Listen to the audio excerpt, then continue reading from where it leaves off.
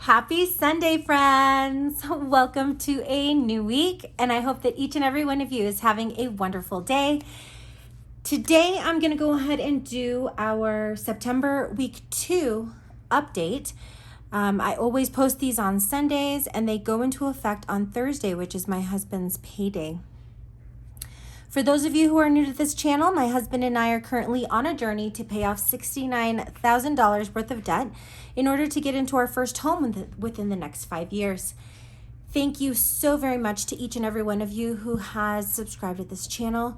We are currently sitting at 953 subscribers, and I cannot thank each and every one of you enough for the support and motivation that I get from this community to stay on track. So thank you.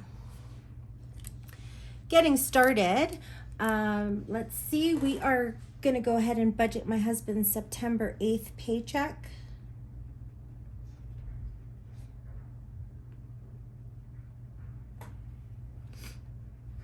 We do have a minimum paycheck amount for him of $707.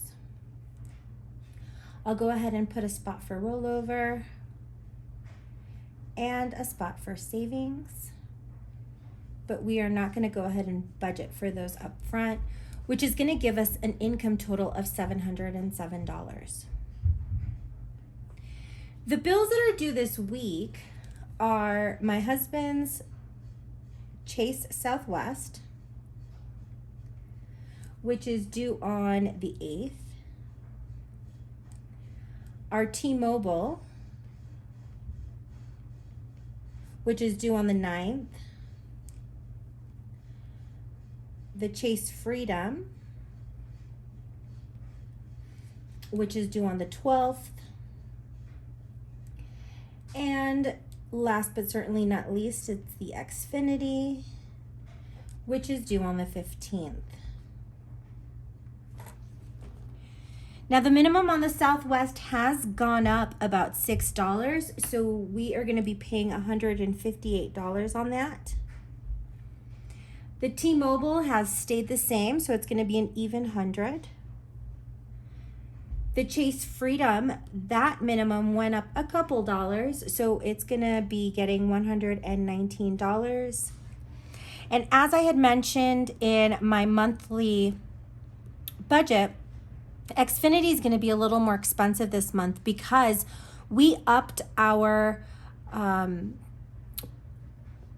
service with them to include unlimited data usage. And because of that, we added $11 to our bill. And on top of it, they added the prorated amount for when we added the program. So we're basically paying an extra $20 this month, but it should kind of even out as the upcoming months come in. So I'm gonna go ahead and budget for $170 on that. When I add these four values together, we end up with a total of $547. And when we take the $547 away from our income, we're left with $160. Seems I had forgotten to fill out our variable envelopes and our sinking funds this week, so I'm sorry for the added time this adds. I usually like to write these in before so that I don't have to do it while I'm filming. So let's see.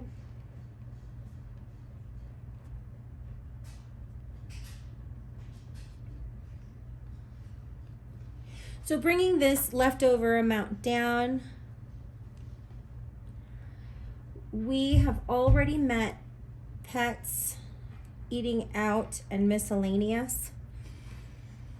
Given the amount that we're probably going to have to pay towards the 52 week this week and also the sinking funds, I'm going to hold off up front on paying for any of the other variable expenses, which is going to give us a total of 0. Let me pull that up. and we're still going to be left with that $160 leftover. Pulling that over, so we've got, let's see if I can remember off the top of my head, we've got medical, vet, household, car maintenance,